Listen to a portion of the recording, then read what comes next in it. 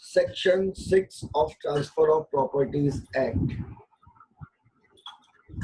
Section 6, कल हमने section 5 तक देखा, जहाँ पे what is transfer of property, उसके डेफिनेशन, उसके एनालिसिस किए हमने। ठीक है, एक बार उसका वापस रिपीट कर लेते हैं। That transfer of a property means any act by living person who conveys the property. Conveys means transfer his property from one person to another. The person may be artificial one, the person may be real one, on behalf of his organization, on behalf of his institution, on behalf of his company, for present as well as for future, to one or more living person or himself or any other person, right? The living person also includes the companies, organization. यहाँ पे bifurcation उन्होंने deep analysis as per company law transfer of property में नहीं किया है। तो transfer of property में company law के जो डेफिनेशंस हैं, बॉडी कॉर्पोरेट, उसी को यहाँ पे लिया है। आर्टिफिशियल पर्सन कॉन्ट्रैक्ट में आपने देखा है, उसी को यहाँ पे लिया है। इसका deep analysis transfer of property में उन्होंने नहीं किया। ओके, तो ये सारी चीजें आपकी सेक्शन 5 में आती हैं, जो डिफाइन करती हैं what is the transfer of property. Act of conveyance होना चाहिए, means there must be a property which is to be transferred by a free will. जैसे वही कॉन्ट्रैक्ट का डेफिनेशन आएगा, all contract must be a sign और executed by free will by executors and parties to the contract. वही चीज यहाँ पर आएगी। इन प्रेजेंस और फ्यूचर, कंटिन्यूएंस में भी कर सकते हैं, फ्यूचर के लिए भी कर सकते हैं। लिविंग पर्सन होना जरूरी है। अब लिविंग पर्सन में सिर्फ मैनकाइंड नहीं चलता, बॉडी कॉर्पोरेट चलती है, ऑर्गेनाइजेशन चलती है। ओके, टू हिमसेल्फ और हिमसेल्फ विद ऑन और मोर अदर पर्सन, ये आपको पता है, वन और मोर अदर पर्सन के लिए कर सकते हैं। मेरी प्रॉपर्टी है, मैं 4 लोगों को बेचना चाहूँ, अलग अलग पार्ट, सेम प्रॉपर्टी सेम हिस्सा 4 लोगों को बेचूंगा तो it amount to cheating as per Indian constitution, Indian penal code.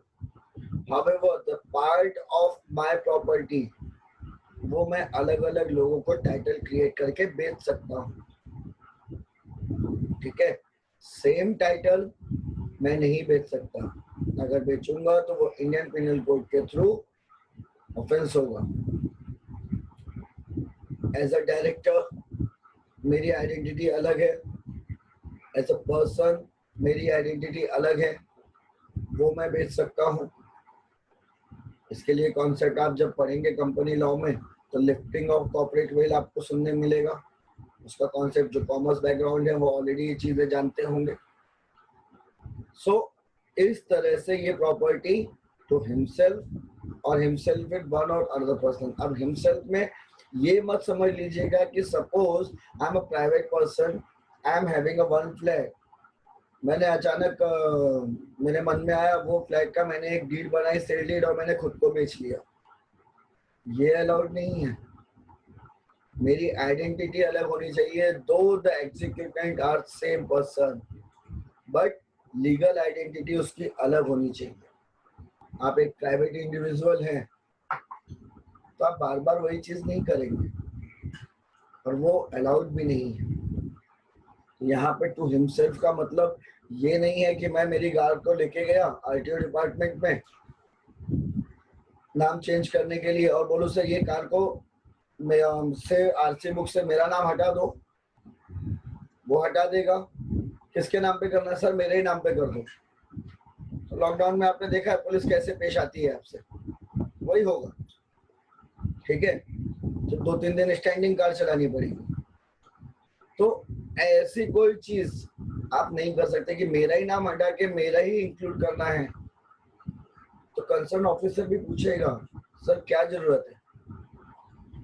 आप अपना नाम हटा के किसी और को कर सकते हैं, आपकी फर्म का नाम हटा के उसको आप पर्सनल पे ले सकते हैं, अपना पर्सनल आप किसी फर्म को दे सकते हैं, भले ही उसके ओनर आप ही क्यों ना हो, बट टाइटल जब आप एंटर करेंगे एज अ ओनर तो आपकी लीगल आइडेंटिटी चेंज हो जाएगी।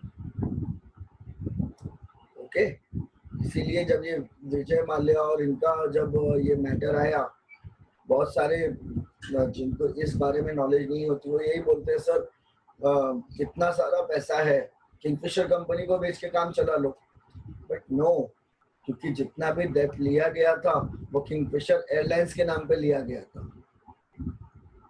किंगफिशर लिकर कंपनी और Kingfisher airlines, though director are same, person are same, but the liability of Kingfisher Airline, उसकी कोई भी चीज किंगफिशर लिकर या अदर बिजनेसेस पे नहीं आती। नई बात समझ में? यही होता है आपके different identity, though the person is same, functions are same, but identities are different. ये इंपॉर्टेंट चीज है। आप सबकी भी एक पर्सनल आइडेंटिटी होती है, प्रोफेशनल आइडेंटिटी होती है। अब suppose being as advocate, suppose मैं कोई केस ऊपर नीचे हो जाता है तो उसके लिए आप मेरे घर वालों से आके नहीं मिलेंगे, नो, आपके हस्बैंड के केस आ गया अभी आप पैसे दो, नॉट एट ऑल। उसके लिए मेरी आइडेंटिटी अलग है। डॉक्टर से कोई केस गड़बड़ होता है तो उसके लिए उसकी आइडेंटिटी अलग है।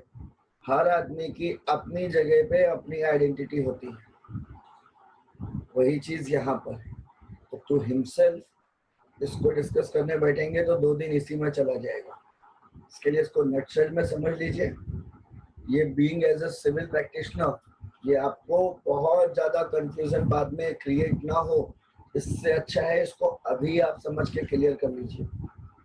और इसको समझने के लिए आपको कंपनी लॉ में जब आपको पढ़ाया जाएगा तो उस पर भी स्पेशल ध्यान दीजिए। Again and again I am repeating the principle, lifting of corporate veil. Lifting of corporate veil और इंडिविजुअल आइडेंटिटी ये आपको इंडियन पिनल कोड में भी काम देगी।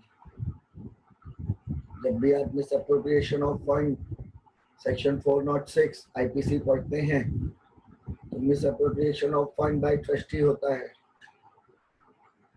उसमें भी ये डिस्टिंक्ट पर्सनालिटी का यूज होता है। ओके, अब हम आते हैं सेक्शन 6 पे। अभी तक हमने पढ़ा प्रॉपर्टी का definition, types of property, what is transfer of property. अब हम पढ़ेंगे क्या ट्रांसफर किया जा सकता है।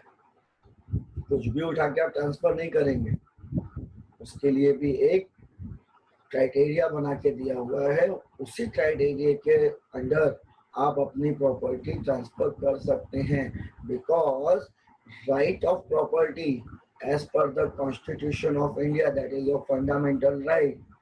अब वो आपका फंडामेंटल राइट नहीं है, वो कॉन्स्टिट्यूशनल राइट है।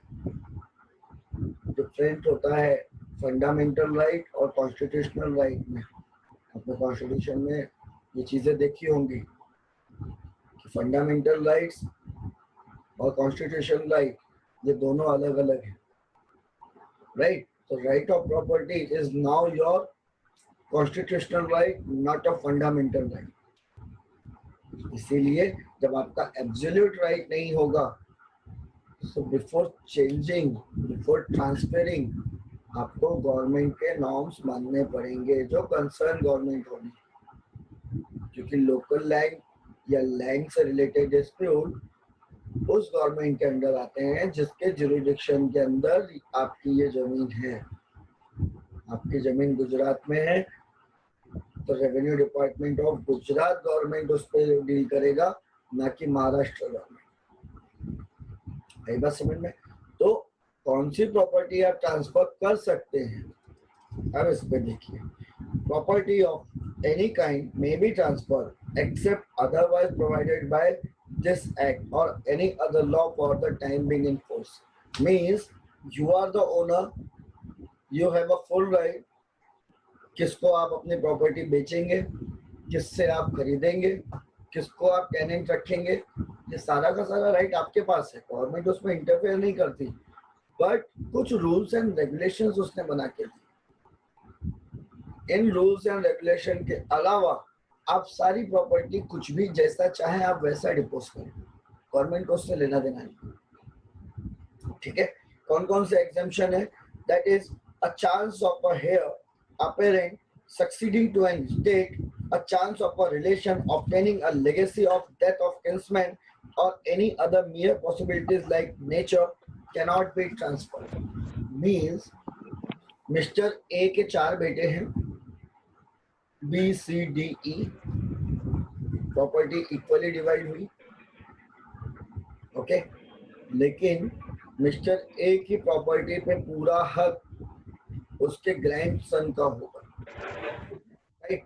तो अब अगर ये प्रॉपर्टी मिस्टर बी के पास आती है तो वो पूरी की पूरी प्रॉपर्टी को डिसॉल्व नहीं कर सकते if it is ancestral property, because vested interest उसके सन का है जो शायद अभी अनबॉर्न है या मदर्स वूम में है, देन टू उसके राइट भी सिक्योर हैं, right of unborn child, right of the child who is present in his mother womb, उसके हिस्से की जो प्रॉपर्टी उसको मिलने वाली है उसको आप डिसॉल्व नहीं कर सकते, उस पे बार है। किसी और का है उसको आप नहीं बेच सकते, आपने अपनी प्रॉपर्टी मॉर्गेज की हुई है उसको आप नहीं बेच सकते, though you are owner, because आपने एक interest, third party interest create कर दिया। ठीक है, पहला एग्जेम्पशन समझ में आया। Second, a mere right of a re-entry for a breach of condition subsequent cannot be transferred anyone except the owner of the property affected there. Means conditional contract आप करते हैं कि आप मेरा ये काम करिए, मैं अपना ये फ्लैट आपके नाम पे कर दूंगा, ये उसके नॉर्म्स हैं। अब वो नॉर्म्स अगर ब्रीच हो जाते हैं, अब तो कॉन्ट्रैक्ट में पड़ा है कि कंडीशनल कॉन्ट्रैक्ट में अगर वो कंडीशंस फुलफिल नहीं होती तो वो अपने आप सस्पेंड हो जाता है, तो कॉन्ट्रैक्ट जो वैलिड है वो ऑटोमेटिकली टर्न हो जाता है वॉइडेबल में या वॉइड में, अगर ब्रीचिंग कंडीशन जो भी हुई है वो अनलॉफुल है। The time limit specified in the contract for fulfillment of that contract is over by the intention of the parties to the contract. ऐसे कंडीशन में आपने जो ये सेल एग्रीमेंट पर सेल किया है ये कंटिन्यू नहीं होगा, ये प्रॉपर्टी वापस रिस्टोर हो जाएगी। इसीलिए जब आप बिल्डर से डीलिंग करते हैं अक्सर बिल्डर आपको ये बेवकूफ बनाते हैं कि आपने बुकिंग अमाउंट किया, आप इंस्टॉलमेंट भरते जा रहे हैं, अभी लॉकडाउन में ये सारे केसेस बहुत ज़्यादा बढ़े हैं, अब आपके पास इंस्टॉलमेंट नहीं रही तो बिल्डर जब आपसे साइन कराता है उनका एप्लीकेशन फॉर्म तो उसमें वो एक मेंशन कर देता है कि दैट अगर आप फेल हो गए तो आपके पैसे फोरफिट हो जाएंगे। ऐसा कुछ नहीं होता, इसलिए महारेरा अवेलेबल है, but the common person, common man are not very prudent about the law, उसको मालूम नहीं होता और वो अपने पैसे गंवा देता है, but in reality this should not be happen. Being as a law student ये आप याद रखिए, किसी का भी राइट अगर ऐसे जाता है तो नहीं कर सकते। ठीक है, easement cannot be transferred apart from the dominant heritage। अब आते हैं easement क्या है। easement के बारे में शायद अभी आपको नहीं पता होगा। easement के लिए देखिए एक छोटा सा मैं आपको डायग्राम बता के दे रहा हूँ, please pay attention. For example, pay attention here, ये एक प्रॉपर्टी है, okay, this is property will be treated as A. इस प्रॉपर्टी को सराउंड किया हुआ है प्रॉपर्टी बी ने, ओके, ये ए प्रॉपर्टी सराउंडेड बाय है प्रॉपर्टी बी। अब ऐसे में अभी आपने ट्रांसफर ऑफ प्रॉपर्टी का डेफिनेशन देखा, right to way is also attached to this property, though this land is of having another person title, but then to Mr. A के पास right है, राइट ऑफ कन्वेंस, जो mister B की land से निकलेगा, इसको आप कहते हैं ईजमेंट्री राइट, राइट टू वे। समझ में आया ईजमेंट्री राइट किसको कहते हैं? जब आप किसी और की लैंड से अपने जाने का रास्ता लेते हैं जो लीगली होता है, इलीगली नहीं कि आप घर पहुंच गए बोले नहीं नहीं मुझे ईजमेंट्री राइट चाहिए। अगर अल्टरनेट वे अवेलेबल है तो आप ईजमेंट्री राइट का यूज नहीं कर सकते, बट अगर अल्टरनेट वे अवेलेबल नहीं है then you may use your right of easement. तो ये जो राइट जो अनदर्स की प्रॉपर्टी से आप एक्वायर करते हैं उसको कहा जाता है easementary right. Right to way, right to water, right to light, right to air, जो आप एंजॉय करते हैं दूसरे की प्रॉपर्टी पे, उसको कहा जाता है ईजमेंट्री राइट। क्लियर है? डोमिनेंट ओनर और सर्वाइवल ओनर, ये दो ओनर होते हैं। जिसके पास ये प्रॉपर्टी राइट है वो सर्वाइवर है, और जिसके पास जो ये राइट का यूज कर रहा है वो एक डोमिनेंट पोजीशन पे है, because he is not the owner of your property, then too he is having a full right to pass on your property, right.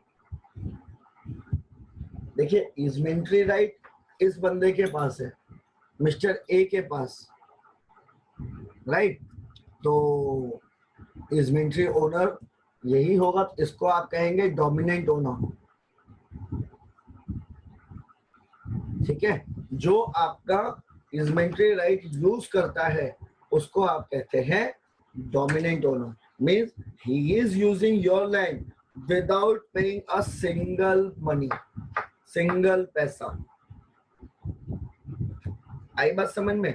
तो ये बंदा कहलाता है डोमिनेंट ओनर, और उसकी प्रॉपर्टी कहलाती है डोमिनेंट हेरिटेज।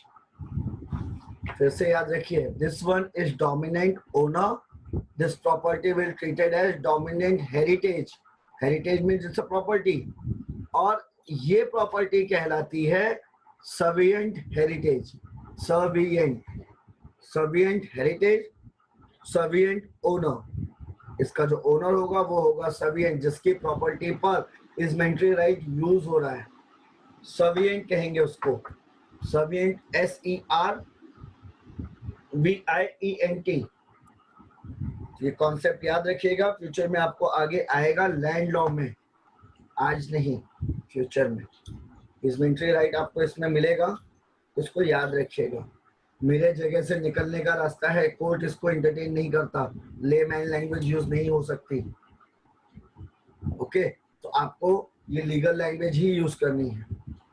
तो ईजमेंट्री राइट कभी भी ट्रांसफर नहीं होता, ईजमेंट्री राइट उस प्रॉपर्टी के साथ ही होगा। मींस अगर इस प्रॉपर्टी पर मिस्टर ए की जगह मिस्टर सी भी आते हैं, देन टू ये राइट टू वे जो है ये वैसे ही रहेगा, तो the owner is change.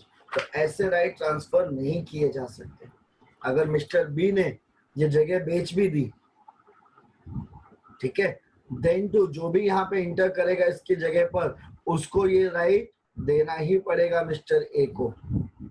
The most famous centaur case, centaur hotel, जितने थोड़े से पुराने लोग होंगे वो सेंटोर होटल का नाम उन्होंने सुना होगा।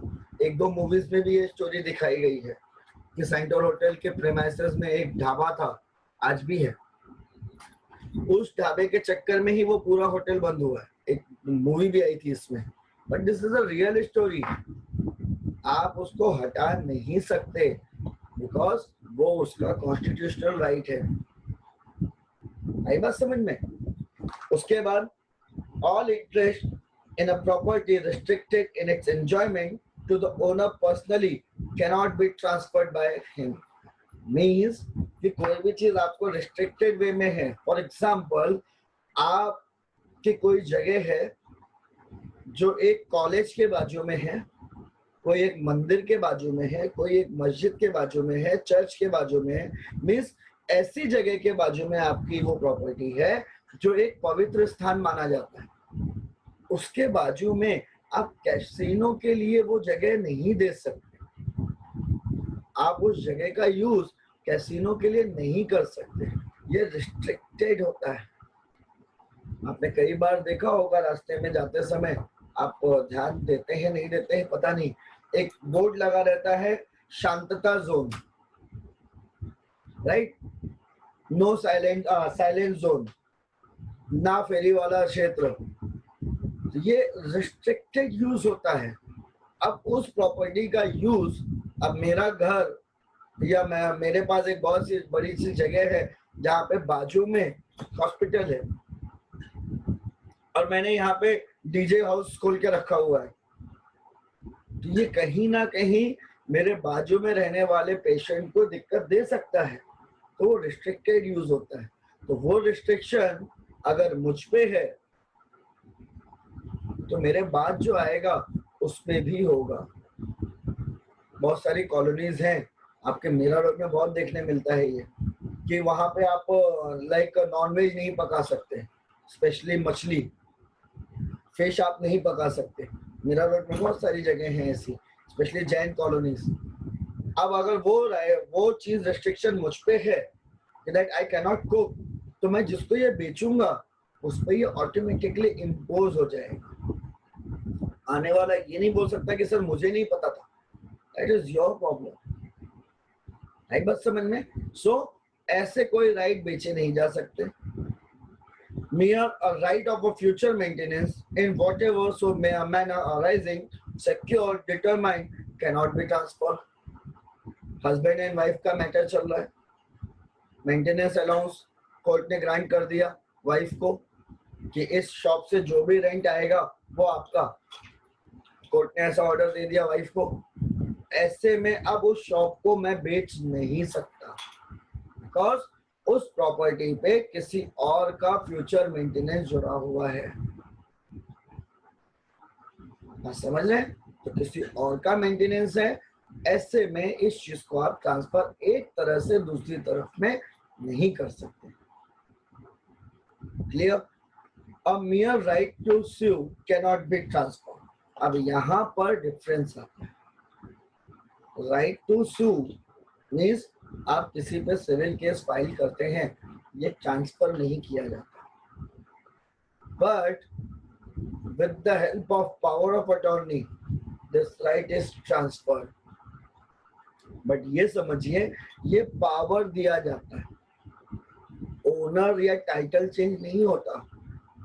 जो अटॉर्नी होल्डर होता है वो आपके बिहाफ में लड़ता है. आप कोर्ट में ये नहीं बोल सकते सर अभी मैं थक गया हूं, मेरी जगह अभी ये लड़ेगा. लड़ सकता है but through power of attorney. उसके जो भी कॉन्सिक्वेंसेस होंगे वो आपको फेस करने. तो राइट टू स्यू ये आप ट्रांसफर नहीं कर सकते. Are you getting my point? Power of attorney के थ्रू आप किसी को अपॉइंट कर सकते हैं to represent you, but right to sue ये ट्रांसफर नहीं होता. कि केस चल रहा है mister A versus mister B. Mister A due to their personal problem mister C को एज अटॉर्नी ऐड कर सकते हैं, तो मिस्टर सी रिप्रेजेंट करेगा मिस्टर ए को. हाउएवर मिस्टर ए अपने आप को रिप्लेस नहीं कर सकते कि नहीं सर ये प्रॉपर्टी मैंने बेच दी है, अब दूसरा बंदा लड़ेगा, मेरा कोई लेना देना नहीं. ऐसा नहीं होता. कोर्ट लिटिगेशन में अगर प्रॉपर्टी फंस गई तो फंस जाती है. बहुत सारे ओपन कोर्ट्स में आपने देखा रहेगा this land is under dispute with so and so civil suit. वो यही होता है. ओके. उसके बाद आता है a public office can not be transfer nor can the salary of a public office officer whether before or after it has become payable. मैं थाने का डीएम हूँ, डिस्ट्रिक्ट मैजिस्ट्रेट हूँ, तहसीलदार हूं। तो ऐसे में though I am having absolute right to use my power, but ऐसा नहीं कर सकता मैं कि सर अभी मेरा मन नहीं, मेरी बीवी बैठेगी यहाँ पर, मेरा बेटा बैठेगा यहाँ पर, अलाउड नहीं है। आपकी पावर है। अभी जैसे मैं बैठा हूँ, आज मेरा मन नहीं है कोर्ट लड़ने में जाने का, मैंने मेरे ड्राइवर को भेज दिया, ऐसा नहीं चले। जिसका जो राइट है, जिसके पास जो पावर है, वो वही यूज करेगा। आई बात समझ में? ऐसे ही राइट टू सैलरी है, गवर्नमेंट सैलरी है, though you are survival of that person, then too आपका ये सैलरी का राइट ट्रांसफर नहीं होता कि सर मेरे बदले ये सैलरी मेरे बच्चे को दे दी जाए, ऐसा राइट ट्रांसफर नहीं होता। Stipends allowed in a military, air force, civil prisoners of the government, political pensions can not be transfer. ये सारी चीजें भी आपकी ट्रांसफर नहीं होती। ओके, तो दीज आर द प्रॉपर्टीज। उसके बाद no transfer can be made so far as it opposed to the nature of interest of affected। ये हमने पहले देखा है कि किसी और का इंटरेस्ट अगर इसमें imposed है, ऐसे में ये प्रॉपर्टी आप ट्रांसफर नहीं कर सकते। So these are the things जिसको आपको रोक के रखा है section 6 subsection A to I। ठीक है, नॉर्मल पेंशन भी ट्रांसफरेबल नहीं होती। आप सिर्फ इतना कर सकते हैं कि उस पेंशन का यूज आप कर सकते हैं, किसी और को आप नॉमिनी बनाते हैं, बट ये नहीं होता कि आपकी डेथ हो गई देन टू ये काम चल रहा है, ऐसा नहीं होगा। डेथ के बाद भी, ठीक है, तो आप नॉमिनीज बना सकते हैं। जैसे पेंशनियर में होता है कि एज ज्यादा हो गई तो आपने नॉमिनी किसी को बना दिया, ओके, बट ऐसे में आप अपनी पेंशन आप ही की होती है, लेता कोई और है, बट वो राइट ट्रांसफर नहीं होता कि नहीं नहीं मेरे नाम पे नहीं, अब इसके नाम पे पेंशन देने लगो, वो नहीं हो सकता। गाड़ी आप खरीदिए, चलाए कोई भी, उससे गवर्नमेंट को लेना देना नहीं। ऐसे ही पेंशन में है, सैलरी में है, आप अपनी सैलरी किसको देते हैं गवर्नमेंट कभी पूछने नहीं आती। आपका ऑफिस कभी पूछता नहीं कि भाई तुमको मैंने 1 लाख रुपए सैलरी में दे रहा हूँ, अब तुम कहाँ यूज कर रहे हो। उस पर कोई रिस्ट्रिक्शन नहीं है, आप जिसको चाहे उसको नॉमिनी बना सकते हैं, बट ये सैलरी आपके नाम पे ही आएगी। क्लियर? अब उसके बाद एक केस लॉ आता है, if a guardian of a minor transfers his property without permission of a court as envisaged under section 8 of the Hindu Minority and Guardianship Act and without a legal necessity, then a purchaser of a property from minor can sue and set aside a sale within a 3 years। Means minor के लिए guardian appoint होते हैं, क्योंकि आपने transfer, आपने contract में देखा है that a minor person cannot be entered into a contract। तो उसके लिए उसका guardian on his behalf entry मारता है प्रॉपर्टी पे, वो ट्रांसफर करता है। अब ऐसे में माइनर को लगता है कि नहीं इसका ये एब्सोल्यूट राइट यूज कर रहा है, तो ऐसे में ये एब्सोल्यूट राइट को वो वेव कर सकता है, उसको वापस ला सकता है, दोनों चीज कर सकता है। माइनर अपना एक लेटर देता है, no I am not given any consent and the property is transferred by my guardian is illegal, तो सामने वाले को रिइंबर्स करके उसका अमाउंट वापस ये प्रॉपर्टी ली जा सकती है।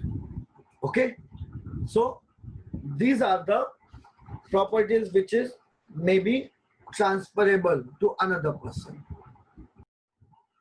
Now come to the point, ingredients of section 6।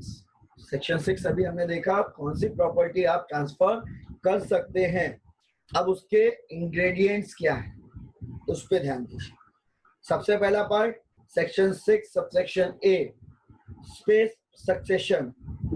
Space successionis means expectation of succession. It is a possibility of getting in future through succession. As we discussed earlier कि मदर्स वोम में अगर एक बच्चा आ जाता है तो ये कहीं ना कहीं एक वेस्टेड इंटरेस्ट है, इसी को कहा जाता है spes successionis. This is a Latin word, okay. the chance of a heir apparent succeeding to the estate. The term heir apparent implies that a living person does not have any heir, and heir is a person who succeeds to a property to another on the death of a later, if such person dies intestate or wills in his property to him. Means वो property सबको एक वो है जो अभी आप में unmarried भी हैं तो भी एक अंदाजा except otherwise, but normal way में यही माना जाता है कि आज आप कल आपकी शादी होगी, परसों आपको बच्चे होंगे, आपकी प्रॉपर्टी के सर्वाइवर्स खड़े हैं, ये एक जनरल टर्म माना जाता है। एक्सेप्ट अदरवाइज आप एक डिक्लेयर ना कर दें कि नहीं नहीं मुझे इन चीजों में नहीं पड़ना, मैं संन्यास ले रहा हूं। अगर आप डिक्लेयर नहीं करते तो ये पॉसिबिलिटीज है कि आप कब शादी कर सकते हैं, कब आपको बेबीज होंगे, इसके लिए कोई भी आपको वो नहीं है कि नहीं नहीं इस एज के बाद अब आगे नहीं हो सकता। तो देयर आर चांसेस, ठीक है, और वो ऑप्शन हमेशा खुला रहता है। अगर एंसेस्ट्रल प्रॉपर्टीज हैं आपके पास तो चांसेस है आप उसको पूरी तरह से डिवॉल्व नहीं कर सकते, क्योंकि फ्यूचर में आपकी शादी होगी, आपका बेटा या बेटी होगा, ये प्रॉपर्टी उसको जाएगी, एक लेगेसी चलती। But if that person is died interstate और by making a will, then वो प्रॉपर्टी डिवॉल्व होगी, क्योंकि वो इंसान ही मर गया, अब उसकी शादी करना इम्पॉसिबल है, उसके बच्चे होना इम्पॉसिबल है। और ऐसे हमने जो शुरू में देखा कि property should not be left unused for many years, ऐसे में वो प्रॉपर्टी फिर डिवाइड होगी। क्लासेस ऑफ हेयर्स आपने देखे हैं, वापस हिंदू लॉ में रिपीट हो रहा होगा। तो क्लासेस ऑफ हेयर्स के अकॉर्डिंग वो ट्रांसफर होती है, और अगर कोई भी नहीं बचता है, क्लास 1 नहीं है, क्लास 2 नहीं है, एग्नेट नहीं है, कॉग्नेट नहीं है, ऐसे कंडीशन में ये प्रॉपर्टी डायरेक्ट डिवॉल्व हो जाती है to the concern government, but it shall not remain unused. Clear? Intestate means a person dies leaving behind a property without a valid will. Therefore, who will be the heir can only determine only at the time of death of a person. Heirship certificate निकालनी है अगर वो interstate died होता है, और उसमें आप अपने राइट उसके रिमेनिंग प्रॉपर्टी को डिवाइड कर सकते हैं। Chance of a legacy, chance of a legacy of the chance of a relation obtaining a legacy is also mere possibilities and therefore cannot be transferred. As we discussed earlier that kinship है, वो अपनी property को absolute dissolve नहीं कर सकता अगर वो hereditary property आ रही है, because vested interest of unborn child लग जाता है। This is our healthy law कि जो जिंदा है उनका भी राइट सिक्योर है, जो एक्सपेक्टेड है कि ये पैदा हो सकते हैं उनका राइट भी सिक्योर कर दिया जाता है। ओके, तो ट्रांसफर ऑफ प्रॉपर्टी में ये चीजें भी बाहर हैं। Any other possibilities of a like nature means वो दोबारा शादी कर सकता है। जैसे फॉर एग्जांपल मिस्टर ए है, मिस्टर ए का एक बेटा मिस्टर बी डिसॉल्व नहीं कर सकता इस प्रॉपर्टी को, बिकॉज चांसेस हैं कि मिस्टर बी का बेटा या बेटी होगी। मान लेते हैं मिस्टर बी की वाइफ की डेथ हो जाती है, देन तो ये डिसॉल्व नहीं कर सकता। रीजन, दो चांसेस फिर भी खड़े हैं उसके हेयर्स के, या तो वो किसी को गोद ले सकता है या फिर वो दूसरी शादी कर सकता है, फिर से उसके बच्चे हो सकते हैं। तो ये इफ एंड बट पे ये पूरा कॉन्सेप्ट टिका रहता है। तो कोई भी पॉसिबिलिटीज हो सकती है, वो मरते मरते 99 इयर्स का हो गया है, बिल्कुल मरने की हालत में आईसीयू में है, लेकिन मरने के 2 सेकंड पहले भी अगर उसने गार्डियनशिप एंड वार्ड एक्ट के थ्रू किसी को अडॉप्ट कर लिया, देन वो बच्चा माना जाएगा वारिसदार। इसके लिए like any other nature possibilities में ये सारी की सारी चीजें इन्वॉल्व होती हैं। ओके, सेकेंड पॉइंट आता है right of re entry. Section 6, subsection B, a right of a re-entry for a breach of a condition subsequent cannot be transferred to anyone except the owner of the property. कि हमने already देखा है कि breach of trust हुआ, breach of contract हुआ, breach of conditions of any contingent contract हुआ, then the one who broke the contract is not allowed to re-enter in that contract.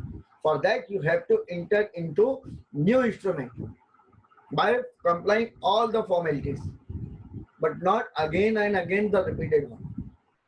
Example देख लीजिए, X grant a lease of a plot for a land for 3 years to Y with the condition that Y shall not dig a tank on the land.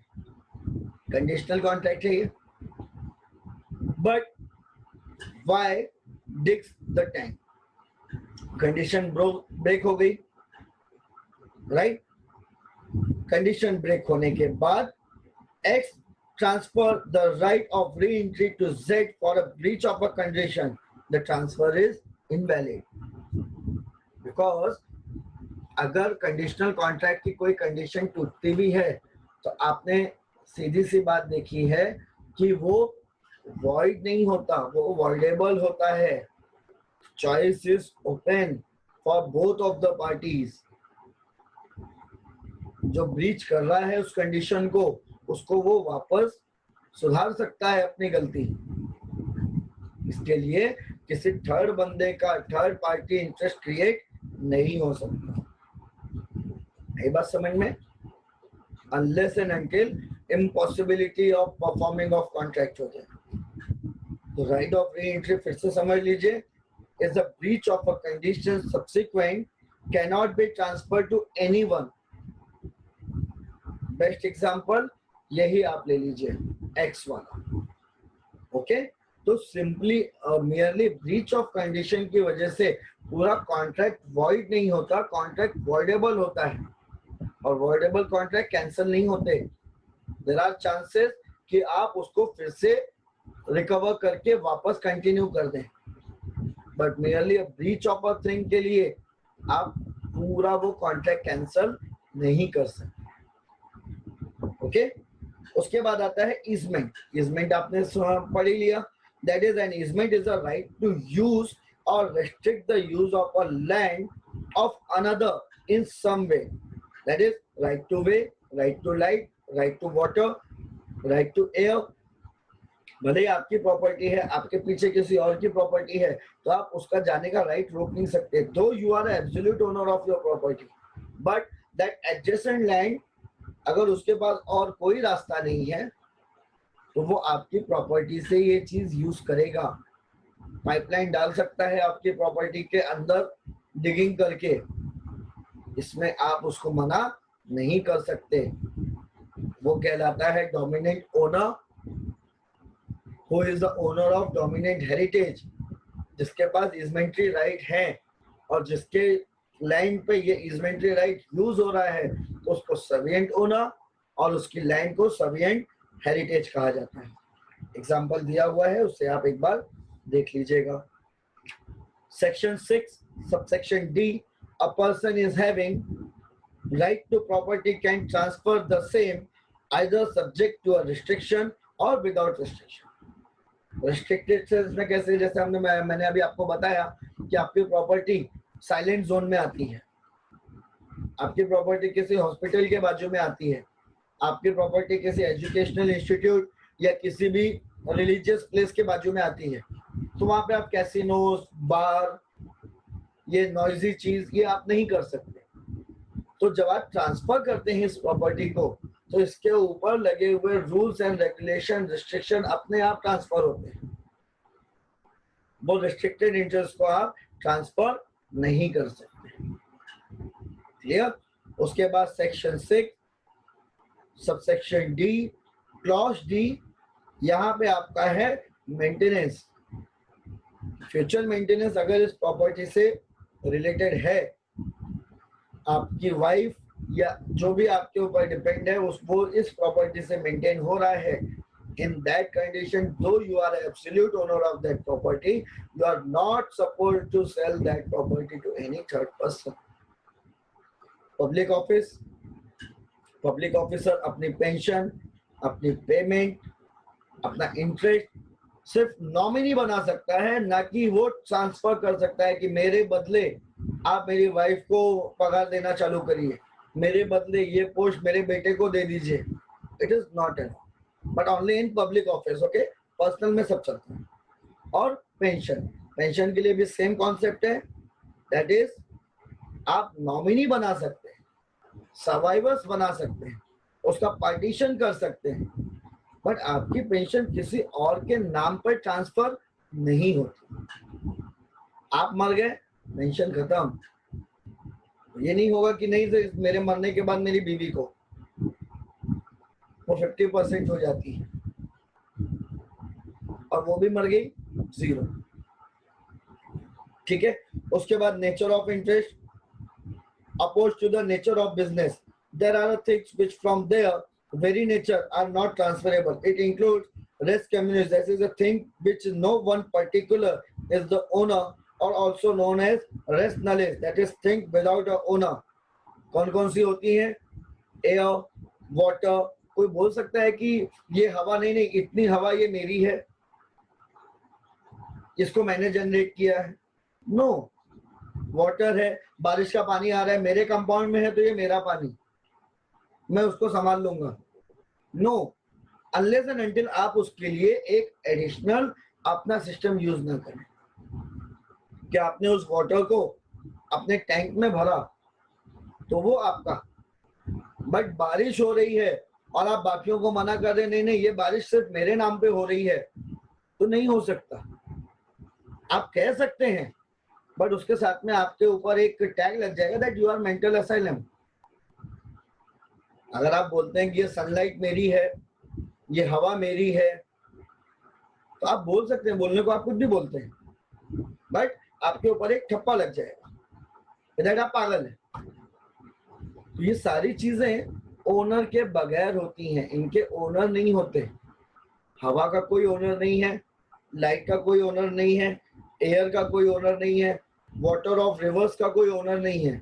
Can not stop. Treaty होती है इसीलिए दो countries के बीच में, दो states के बीच में, but no one is having any power to stop और claim that I am the owner of this natural source. ठीक है। उसके बाद आता है अनलॉफुल ऑब्जेक्ट ऑफ कंसिडरेशन। ये आपने कॉन्ट्रैक्ट में देखा कि कोई भी चीज अगर अनलॉफुल कंसिडरेशन पे है, अनलॉफुल चीज आप कर रहे हैं, तो वो कॉन्ट्रैक्ट वॉइड अब इनिशियो होता है, तो ट्रांसफर भी उससे किया हुआ वॉइड होगा। A person legally disqualified to be a transferring, ये भी कॉन्ट्रैक्ट का ही है। अलाइन एनिमी है, प्रिजनर्स है, ये लीगली डिस्क्वालिफाइड हो जाते हैं।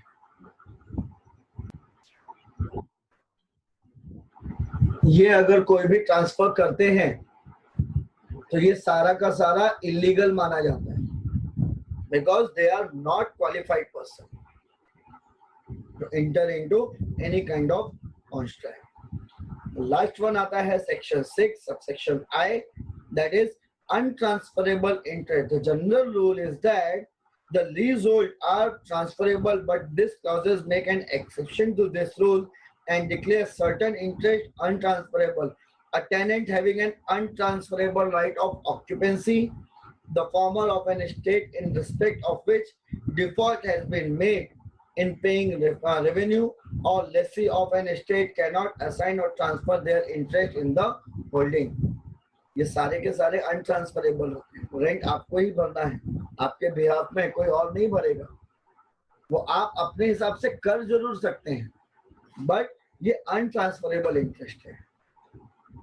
सो these are your point number 1.5, that is section 6, the property which may be transferable or the property which cannot be transferred. Restriction भी दिया हुआ है और कौन सी प्रॉपर्टी आप ट्रांसफर कर सकते हैं। तो our discussion on this point will stop here. On next lecture we'll discuss the rule against perpetuity.